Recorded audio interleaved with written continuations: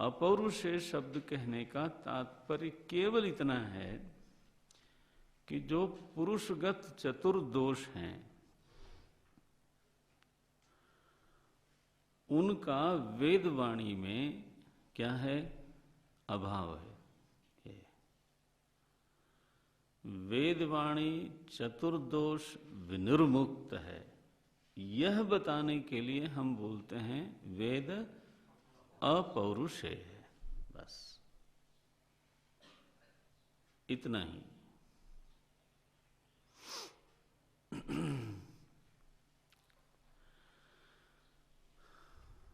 अच्छा भाई, वेद का स्वरूप क्या माना जाए? किंचित किंचित इस प्रसंग में हम चर्चा करेंगे और फिर जैसे जैसे प्रसंग आएगा प्रभु जैसी प्रेरणा करेंगे वैसा और फिर इस पर विस्तार करेंगे। वेद का स्वरूप इतना रखिए अभी, वह निश्चित शब्द राशि वेद शब्द से जानी जाती है जिसकी आनुपूर्वी नियत है, जिसके स्वर व्यवस्था नियत है, जो अतीन्द्रिय विषय में परम प्रमाण है,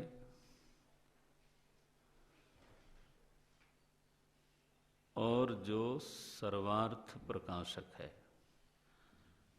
मैं सोच रहा था पीछे कुछ दिनों से कि वेद का लक्षण हम कैसे बोलें। बहुत कठिन कठिन तरीके से जगह जगह पे लिखा हुआ है, बहुत ही कठिन कठिन तरीके से। उसको शायद वो एक दो वाक्य में लिखा होगा संस्कृत में, तो उसको समझाने में हो सकता है 2 दिन 3 कक्षाएं लग जाएं, और फिर भी पक्का ग्रहण होवे न होवे। तो अभी आप इन 4 लक्षणों को रखिए। वेद एक संज्ञा है, उद्देश्य हो गया। अब उसका लक्षण हमने जो लिखा कहलाया कि वह शब्द राशि निश्चित है।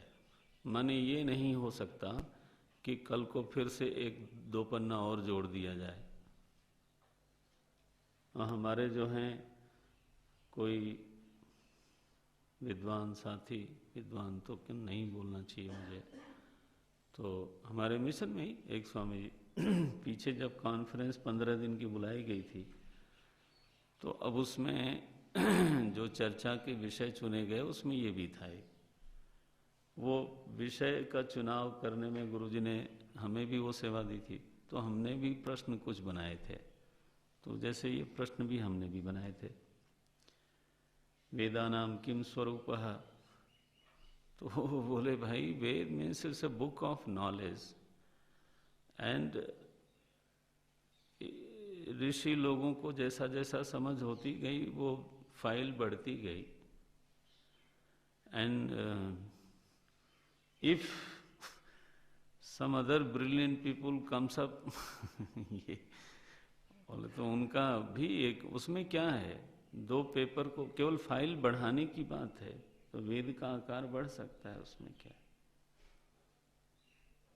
तो बोला उन्होंने इस तरह से, थैंक गॉड मंच से नहीं बोला उन्होंने, डिस्कशन ग्रुप में बोला। उस डिस्कशन ग्रुप को हमारी एक विद्यार्थी हैं वो कन्वीन कर रही थी, मैं नहीं कर रहा था तो फिर आई बात हमारे पास, हमने कहा भाई अच्छा ठीक है उनसे बात करता हूँ मैं। तो फिर वो चलते हुए मैंने पूछा कि इसका फिर निर्णय कौन करेगा कि कौन सी फाइल लगे वेद में और जोड़ी जाए। तो देयर शुड बी विज्ञान कांग्रेस जैसे है वैसा कुछ एक होना चाहिए, अधिवेशन बुलाना चाहिए साल भर में, और सारे साइंटिस्ट उसको अप्रूव करें तो फिर वो साइंस की किताब में लगाई जाए। बोले yes this is a brilliant idea, we should form a Congress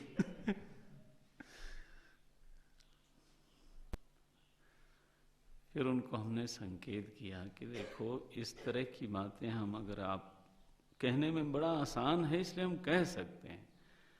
लेकिन अगर आपको यही लगता है कि ये सब पुरुषकृत है, तो जिसके लिए अपौरुषेय शब्द बनाया गया वो तो उड़ गया। पुरुषकृत होने का अभिप्राय क्या है कि पुरुषगत चतुर्दोष वहां पर विद्यमान होंगे। ऐसी मुझे कोई भी रचना बताओ जिस विज्ञान का आप नाम ले रहे हो, उस विज्ञान की बात बताओ, उसने असंदिग्ध ज्ञान आज तक दिया? उसमें राग द्वेष की वैज्ञानिकों में कमी है? महाराज, ऐसी ऐसी कथाएं सुनने को मिलती हैं, मन विगलित हो जाता है।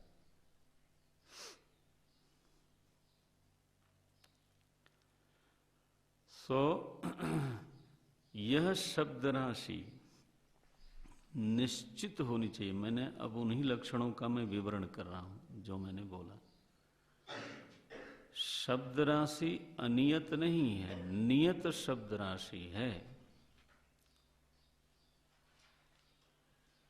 कोई कोई हमारे मित्र लोग बोलते हैं ज्ञान को वेद बोलते हैं, तो फिर कबीरदास जी के दोहों में वही ज्ञान होता है, तो उसको भी वेद कहो। क्यों न कहो फिर भाई? अगर आप लक्षण बनाते समय इतने शिथिल लक्षण बनाओगे जिसकी अति व्याप्ति हो अथवा अल्प व्याप्ति हो, तो मुश्किल है ना। फिर गोस्वामी जी के कोई पद हैं उसमें वही बात कही गई हो तो उसको भी वेद कहो। फिर तो इसमें क्या नियत रहे? फिर एक ग्रंथ को ही वेद संज्ञा क्यों कहते हो?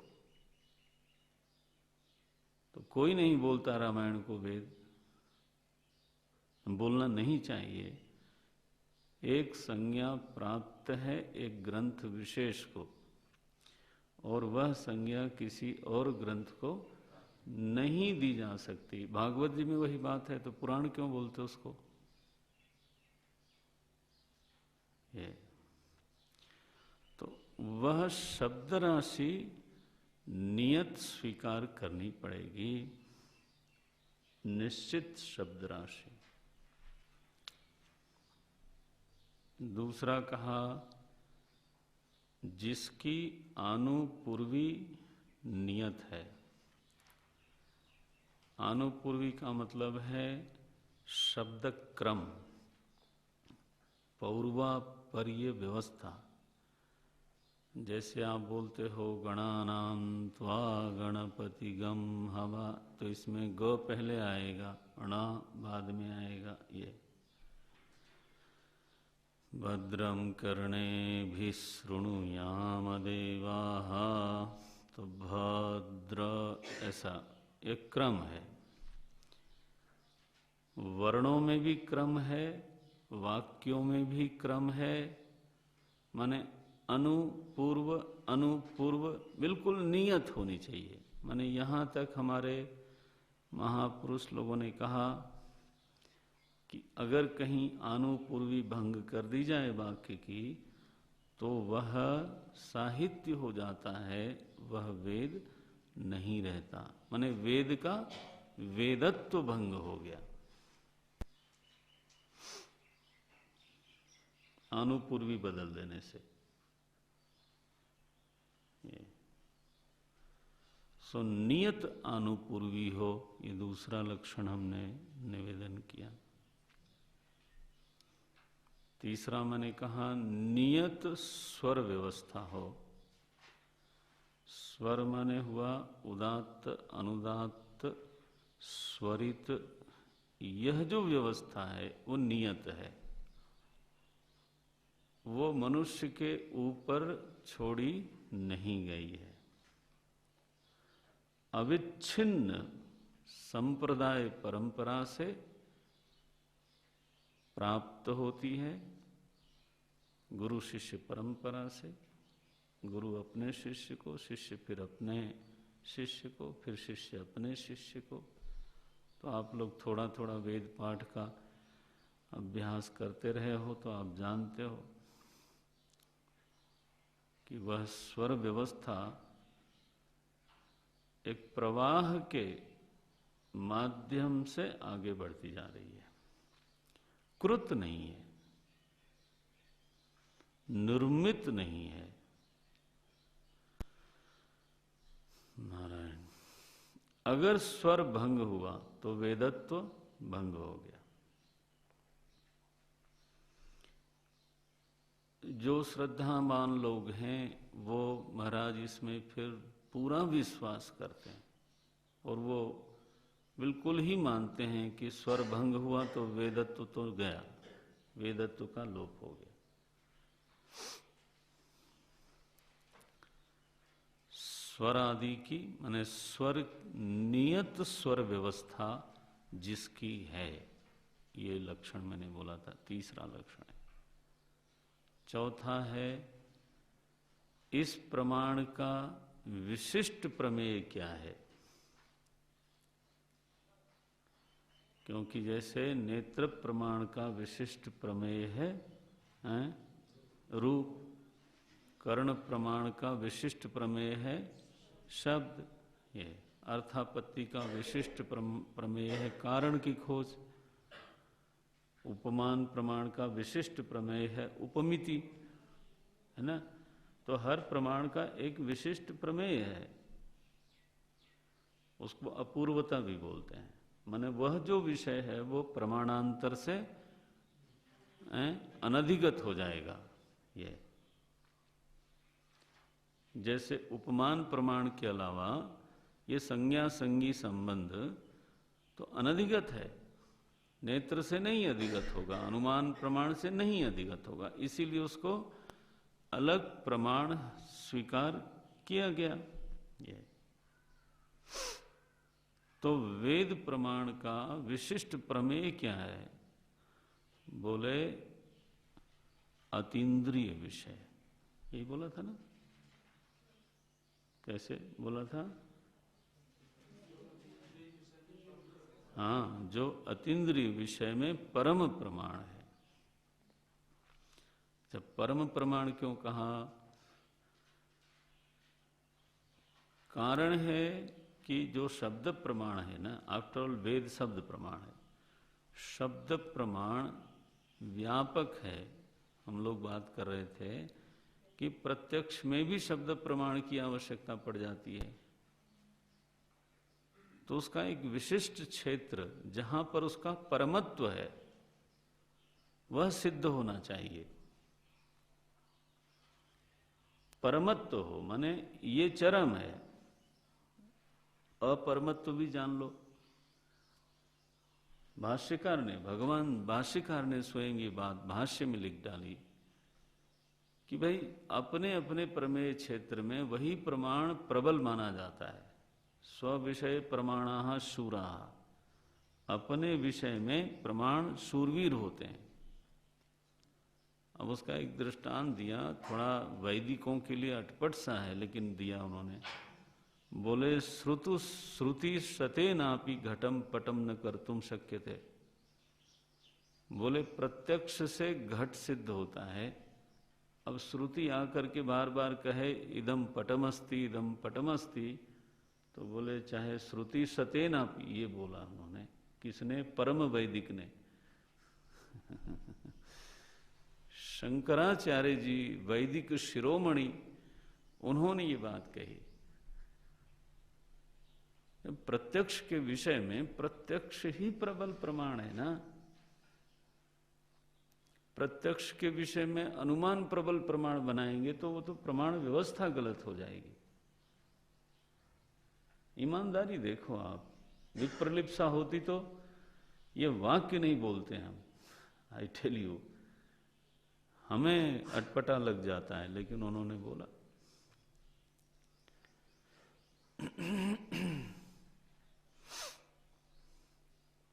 अच्छा भाई, तो परमत्व क्या है? वेद का किस विषय में परमत्व है? बोले अतीन्द्रिय विषय वेदाः प्रमाणम। वो मुख्य रूप से विषय दो मानते हैं, धर्म और ब्रह्म। सो धर्म जिज्ञास मानानाम प्रमाणम परमम श्रुति। परमम प्रमाणम धर्म जिज्ञासमाना नाम, धर्म के जिज्ञासुओं के लिए जो परम प्रमाण है वो श्रुति है। माने श्रुति का धर्म के विषय में परमत्व है। अनुमान आदि भी कर सकते हैं थोड़ा बहुत, लेकिन उसमें श्रुति का जो प्रमाणत्व है वो परम है, ये उसका मूल विषय है। धर्म जिज्ञासमानानां प्रमाणम परमं श्रुति ही, ब्रह्म जिज्ञासमानानां प्रमाणम परमं श्रुति ही। ये और ब्रह्म के जिज्ञासुओं के लिए भी ब्रह्म विषय में परम प्रमाण श्रुति है। तो हमने मेरे ख्याल से चौथा या पांचवा लक्षण किया था, ये चौथा, कि अतीन्द्रिय विषय में वेद का परम प्रमाणत्व है। क्या बोला था मैंने? जिसका जो परम प्रमाण है। और फिर अंतिम पांचवा जो लक्षण है वो है जो सर्वार्थ प्रकाशक है। ये बात हमने भगवान भाष्यकार के भाष्य से लिया। भगवान भाष्यकार ने वेद को सर्वार्थ प्रकाशकत्वात् वेदो ब्रह्म ऐसा बोला उन्होंने। वेद ब्रह्म संज्ञा से जाना जाता है। क्यों जाना जाता है? बोले क्योंकि सर्वार्थ प्रकाशकत्वात्, ऐसा कोई अर्थ नहीं है इस प्रपंच में या प्रपंच के अतीत में, दोनों में, जिसका वेद भगवान प्रकाशन न करते हों। इसलिए हमारे व्यास जी ने तो वेदो नारायणम विद्धि ये बोल दिया उन्होंने। ये नारायण भगवान का शब्दावतार ही समझो आप, ये बोल दिया। महिमा के महात्म्य समझो आप इसको। क्योंकि परमात्मा भी सर्वार्थ प्रकाशक सर्वज्ञ है और वेद भी सर्वार्थ प्रकाशक सर्वज्ञ है।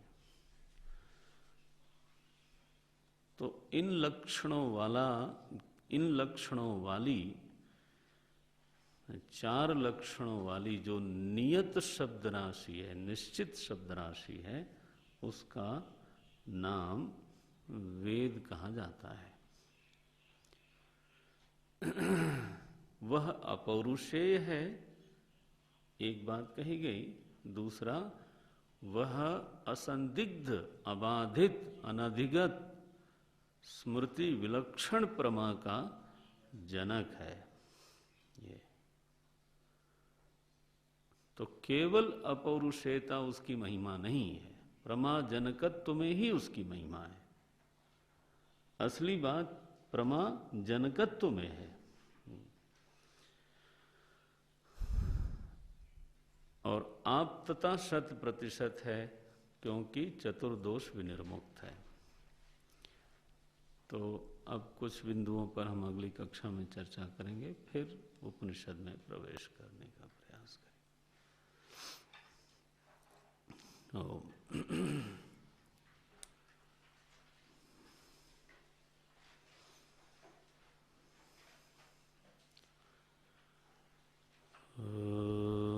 पूर्णमदः पूर्णमिदं पूर्णात् पूर्णमुदच्यते पूर्णस्य पूर्णमादाय पूर्णमेवावशिष्यते। ॐ शान्ति शान्ति शान्ति। हरिः ओम्। श्रीगुरुभ्यो नमः। हरिः ओम्।